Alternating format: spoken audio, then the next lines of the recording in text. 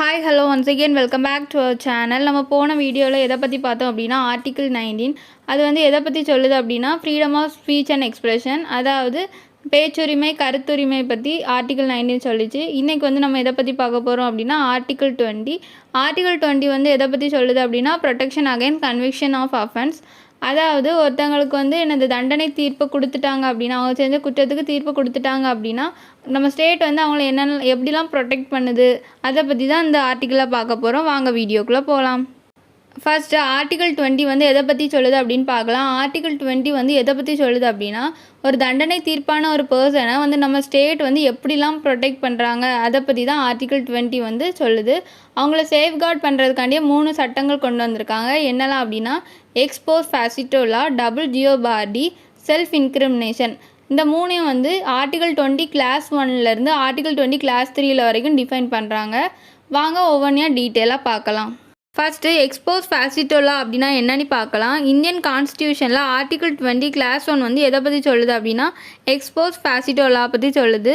அதுக்கப்புறம் என்ன சொல்கிறாங்க அப்படின்னா நம்ம இந்தியன் கான்ஸ்டியூஷனில் வந்து எக்ஸ்போஸ் ஃபேசிட்டோ லா வந்து ப்ரோஹிபிட்ஸ் பண்ணிட்டு அப்படின்னு சொல்கிறாங்க. எக்ஸ்போஸ் ஃபேசிட்டோ லா அப்படின்னா என்ன அப்படின்னா ஒரு குற்றத்தை பண்ணதுக்கப்புறம் அந்த குற்றத்துக்கு வந்து ஒரு சட்டத்தை கொண்டு வர்றது தான் எக்ஸ்போஸ் ஃபேசிட்டோ லா அப்படின்னு சொல்கிறாங்க. அதே மாதிரி என்னது இது வந்து ஒரு சுய பரிசோதனைக்கு அப்புறம் தான் இதில் பெனால்ட்டிஸ் எதனாலும் இம்போஸ் பண்ணுறாங்க அப்படின்னும் சொல்கிறாங்க. இதுக்கு வந்து ஒரு எக்ஸாம்பிள் பார்க்கலாம். டவுரி ப்ரொஹிபிஷன் ஆக்ட் 1961 வந்து எப்போ கொண்டு வந்தாங்க அப்படின்னா 20 மே 1961. 20 மே 1961க்கு அப்புறம் யாராவது டவுரி கேட்டு வரதட்சணை கொடுமை பண்ணாங்க அவங்களுக்கு மட்டும்தான் இந்த ஆக்டுக்கு கீழே தண்டனை உண்டு. ஆனால் அதுக்கு முன்னாடி யாராவது வரதட்சணை கொடுமை இந்த இதில் பண்ணியிருந்தாங்க அப்படின்னா இந்த ஆக்டுக்கு கீழே வராது அப்படின்னு சொல்கிறாங்க. அடுத்து வந்து எக்ஸ்போஸ் ஃபேசிட்டோ லா வந்து 3 டிவைட் பண்ணுறாங்க. ஃபஸ்ட்டு வந்து ஒரு ஆக்ட் இல்லை ஒரு ஒமிஷன், இது வரைக்கும் அது தப்பு கிடையாது, ஒரு அஃபென்ஸ் கிடையாது அப்படின்னு சொல்லிக்கிட்டு அவங்க செஞ்சு முடித்ததுக்கப்புறம் இது வந்து ஒரு அஃபென்ஸ் அப்படின்னு சொன்னால் அது இதுக்கு கீழே தான் வருது. அதே மாதிரி ஒரு ஒருத்தவங்க ஒரு ஆக்ட் இல்லை ஒமிஷன் பண்ணுறாங்க, இது வரைக்கும் அந்த ஆக்ட் ஆர் ஒமிஷனுக்கு வந்து குறைவான தண்டனை தான் இருந்திருக்கும். ஆனால் இவங்க பண்ணி முடிக்கவும் தண்டனையை கூட்டிட்டாங்க அப்படின்னா அதுவும் இதுக்கு கீழே தான் வருது. அதே மாதிரி ஒரு ஆக்டோ ஒரு ஒமிஷன் ஏதோ பண்ணுறாங்க அப்படின்னா அதுக்கு வந்து ப்ரொசீஜரை திடீர்னு மாற்றுறாங்க அப்படின்னா அதுவும் இதுக்கு கீழே தான் வருது அப்படின்னு சொல்கிறாங்க. அடுத்து வந்து ஆர்டிகிள் 20 கிளாஸ் 1 வந்து நம்மளுக்கு 2 விஷயத்த ப்ரொவைட் பண்ணுது. என்னெல்லாம் அப்படின்னா ஃபஸ்ட்டு வந்து ஒரு பர்சன் வந்து வயலேஷன் ஆஃப் லாவை தவிர வேறு ஏதாவது ஒரு குற்றத்தை பண்ணியிருக்காங்கன்னு வச்சுக்கோங்களேன், அந்த அஃபென்ஸுக்கு வந்து இது வரைக்கும் தண்டனை கிடையாது. ஆனால் அவங்க பண்ணி முடிச்சதுக்கப்புறம் தான் நம்ம லாவில் வந்து அவங்களுக்கு அதுக்கு தண்டனை கொடுத்துருக்காங்க. அப்படின்னா அவங்க செஞ்ச குற்றத்துக்கு வந்து தண்டனை கிடையாது அப்படின்னு சொல்கிறாங்க. அடுத்து வந்து என்ன சொல்கிறாங்க அப்படின்னா இப்போ ஒரு பர்சன் வந்து ஒரு அஃபென்ஸாக பண்ணுறாங்க அப்படின்னா இவ்வளோ நாள் வந்து அதுக்கு பெனால்ட்டிஸ் இல்லை பனிஷ்மெண்ட் வந்து குறைவாக இருந்திருக்கும். ஆனால் அவங்க பண்ணி முடித்ததுக்கப்புறம் பெனால்ட்டிஸ் அதே மாதிரி பனிஷ்மெண்ட் வந்து கூட்டிட்டாங்க அப்படின்னா அவங்களுக்கு ஃபஸ்ட்டு அவங்க பண்ணும்போது என்ன ஒரு பெனால்ட்டியோ இன்னொரு பனிஷ்மெண்ட் இருந்துச்சோ அதை தான் அவங்களுக்கு கொடுப்பாங்க அப்படின்னு சொல்கிறாங்க. ஃபைனலாக எக்ஸ்போஸ் ஃபேசிட்டோ லாக்கு வந்து ஒரு கேஸ்லாம் பார்க்கலாம். என்ன கேஸில் அப்படின்னா Kedarnath versus State of West Bengal. இந்த கேஸில் வந்து அக்யூஸ் வந்து ஒரு அஃபென்ஸ் பண்ணியிருக்காங்க. எப்போ அப்படின்னா 1947. 1947 அவங்க அஃபென்ஸ் பண்ணும்போது அந்த அஃபென்ஸ்க்கு வந்து என்ன பனிஷ்மெண்ட் இருந்துச்சு அப்படின்னா இம்ப்ரிசன்மெண்ட், அப்படிலாம் ஃபைன், அப்படிலாம் அந்த 2ம் கொடுத்துருக்காங்க. அதுக்கப்புறம் 1949 வந்து என்ன ஆச்சு அப்படின்னா ஒரு அமெண்ட்மெண்ட் கொண்டு வந்திருக்காங்க.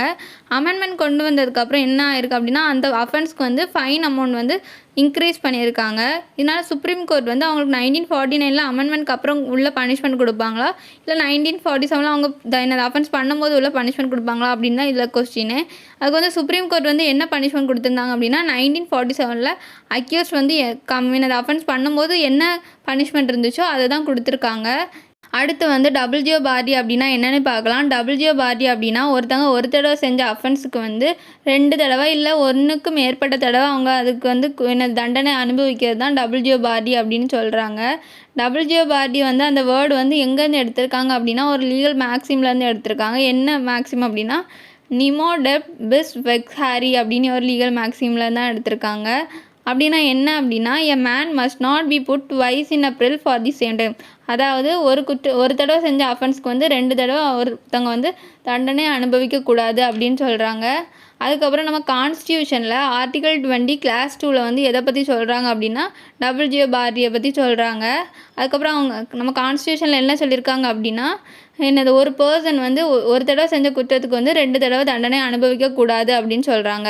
இது வந்து ஜியோபார்டிக்கு வந்து ஒரு 2 கண்டிஷன் கொடுத்துருக்காங்க. இந்த 2 கண்டிஷனையும் சாட்டிஸ்ஃபை பண்ணாங்க அப்படின்னா மட்டும்தான் ஆர்டிகல் 20 கிளாஸ் 2ல் ப்ரொடெக்ஷன் கொடுப்பாங்க அப்படின்னு சொல்கிறாங்க. என்னெல்லாம் அப்படின்னா, அந்த பர்சன் வந்து ஒரு அஃபென்ஸோட அக்யூஸ்டாக இருந்திருக்கணும்.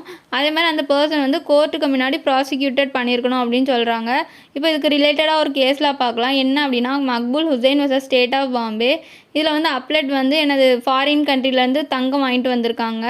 இதை வந்து கஸ்டம்ஸ் ஆஃபீஸர் வந்து சீஸ் பண்ணியிருக்காங்க. அதுக்கப்புறம் அதை எதுக்கு எந்த ஆர்டிக்கலுக்கு கீழே சீஸ் பண்ணியிருக்காங்க அப்படின்னா, கஸ்டம்ஸ் ஆக்ட் 1898.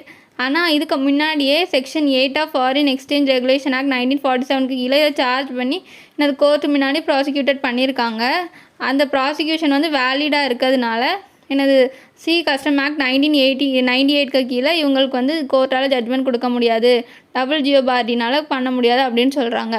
அடுத்து வந்து செல்ஃப் இன்க்ரிமினேஷன் அப்படின்னா என்னென்னு பார்க்கலாம். செல்ஃப் இன்க்ரிமினேஷன் அப்படின்னா என்ன அப்படின்னா, ஒரு பர்சன் வந்து அவங்களோட சுய அறிவோட நான் தான் அந்த அஃபென்ஸை பண்ணேன் அப்படின்னு சொல்லி ஒத்துக்கொள்கிறது தான் செல்ஃப் இன்க்ரிமினேஷன் அப்படின்னு சொல்கிறாங்க. அதுக்கப்புறம் என்ன சொல்கிறாங்க அப்படின்னா, யாரும் எந்த ஒரு பர்சனையும் வந்து அதை கம்பல் பண்ணி அவங்க தான் அந்த குற்றத்தை பண்ணாங்க அப்படின்னு சொல்லக்கூடாது அப்படின்னு சொல்கிறாங்க. அதுக்கப்புறம் நம்ம இந்தியன் கான்ஸ்டியூஷனில் வந்து ஆர்டிகல் 20 கிளாஸ் 3 வந்து எதை பற்றி சொல்லுது அப்படின்னா, செல்ஃப் இன்க்ரிமினேஷன். அதேமாதிரி நம்ம கான்ஸ்டியூஷனில் வந்து செல்ஃப் இன்க்ரிமினேஷன் வந்து ப்ராஹிபிட்ஸ் பண்ணியிருக்காங்க. அதுக்கப்புறம் அவங்க என்ன சொல்கிறாங்க அப்படின்னா, எந்த ஒரு மனுஷனையும் கம்பல் பண்ணி அவங்க தான் அந்த குற்றத்தை வந்து செஞ்சாங்க அப்படின்னு சொல்லிட்டு சொல்ல வைக்கக்கூடாது அப்படின்னு சொல்கிறாங்க. அதுக்கப்புறம் ஆர்டிகல் 20 கிளாஸ் 3 அதாவது செல்ஃப் இன்க்ரிமினேஷன் வந்து எதுலேருந்து ட்ரேஸ் பண்ணியிருக்காங்க அப்படின்னா, நீமோ டெண்டர் ப்ரோடீரி அக்யூஷரா செப்சம் இந்த லீகல் மேக்ஸிமிலேருந்து தான் ட்ரேஸ் பண்ணியிருக்காங்க அப்படின்னு சொல்கிறாங்க. அப்படின்னா என்ன அப்படின்னா, எந்த ஒரு மனுஷனும் அவங்க தான் அந்த குற்றத்தை செஞ்சாங்க அப்படின்னு சொல்லிட்டு அவங்களே அக்யூஸ் பண்ணக்கூடாது அப்படின்னு சொல்கிறாங்க. அடுத்து வந்து ஒரு 3 கீ இன்க்ரீடியன்ட்ஸ் கொடுத்துருக்காங்க. அந்த 3ஐயும் ஃபுல்ஃபில் பண்ணாங்கன்னா மட்டும்தான் ஆர்டிகல் 20 கிளாஸ் 3லேருந்து ப்ரொடெக்ஷன் கிடைக்கும் அப்படின்னு சொல்கிறாங்க. என்னெல்லாம் அப்படின்னா, அந்த ஒரு பர்சன் வந்து ஒரு அஃபென்ஸ்க்காண்டி அக்யூஸ் பண்ணியிருக்கணும். அதே மாதிரி ஒரு பர்சனை வந்து கம்பல் பண்ணி அவங்கள விட்னஸ் சொல்லதுக்காண்டி கம்பல் பண்ணியிருக்கணும். அதே மாதிரி அந்த பர்சன் வந்து எதுக்காண்டி கம்பல் பண்ணியிருக்கணும் அப்படின்னா, அவங்களுக்கு எதிராகவே விட்னஸ் கொடுக்கறதுக்காண்டி கம்பல் பண்ணியிருக்கணும். இந்த 3ஐயும் ஃபுல்ஃபில் பண்ணாங்கன்னா மட்டும்தான் இந்த ஆர்டிகல் 20 கிளாஸ் 3க்கு கீழே அவங்களுக்கு ப்ரொடெக்ஷன் கிடைக்கும் அப்படின்னு சொல்கிறாங்க. இதெல்லாம் எதை பற்றி பார்க்க போகிறோம் அப்படின்னா, ஆர்டிகல் 20 கிளாஸ் 3 அதே மாதிரி section 27 of Indian Evidence Act பற்றி தான் பார்க்க போகிறோம். Section 25 of Indian Evidence Act 1872 வந்து எதை பற்றி சொல்லுது அப்படின்னா, ஒரு பர்சன் வந்து அவங்களுக்கு அகேன்ஸ்டாக ஒரு ஸ்டேட்மெண்ட் கொடுக்குறது தான் செக்ஷன் 25 வந்து சொல்லுது. அதே மாதிரி 26 வந்து அவங்க கொடுத்துருக்க ஸ்டேட்மெண்ட் வந்து ப்ரூவ் பண்ண முடியல அப்படின்னா செக்ஷன் 26 வந்து சொல்கிறாங்க. அதே மாதிரி செக்ஷன் 27 வந்து எதை பற்றி சொல்கிறாங்க அப்படின்னா, இப்போ ஒரு பர்சன் வந்து ஒரு இன்ஃபர்மேஷன் கொடுக்குறாங்க போலீஸ் கஸ்டடியில் இருக்கும்போது, போலீஸும் அதை வச்சு ஏதாவது ஜுவல்லரி இல்லை வெப்பன் ஏதாவது கண்டுபிடிச்சிட்டாங்க அப்படின்னா எனது அக்யூஸ்ட் வந்து சொன்னதெல்லாம் உண்மை தான் அப்படின்னு ப்ரூவ் பண்ணிடுவாங்க.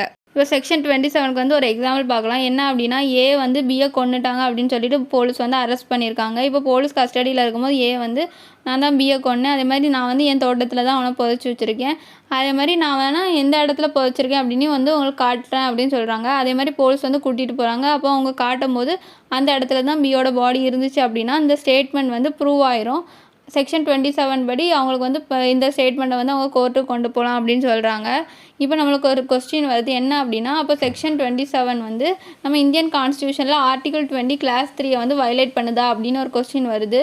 இதுக்கு வந்து சுப்ரீம் கோர்ட் வந்து ஆன்சர் கொடுத்துருக்காங்க. என்ன அப்படின்னா, ஒரு கேஸில் மூலமாக தான் ஆஃப் பாம்பே வர்சஸ் கார்த்திகல் ஒக்கட். இந்த கேஸில் வந்து என்ன சொல்லியிருக்காங்க அப்படின்னா, நம்ம வந்து எந்த ஒரு ப்ரிசெப்ஷன்லேயும் அவங்கள வந்து குற்றவாளி அப்படின்னு நிரூபிக்கலை, அது வந்து கம்பல்ஷன் தான். அவங்க வந்து இங்கே குற்றம் பண்ணது எல்லாத்தையும் அவங்களே ஒப்புக்கொண்டிருக்காங்க. அதே மாதிரி அது வந்து ப்ரூவும் ஆயிருக்கு. அதனால இது வந்து ஆர்டிகல் 20 கிளாஸ் 3 வந்து வயலேட் பண்ணல அப்படின்னு நம்ம சுப்ரீம் கோர்ட் வந்து சொல்லியிருக்காங்க.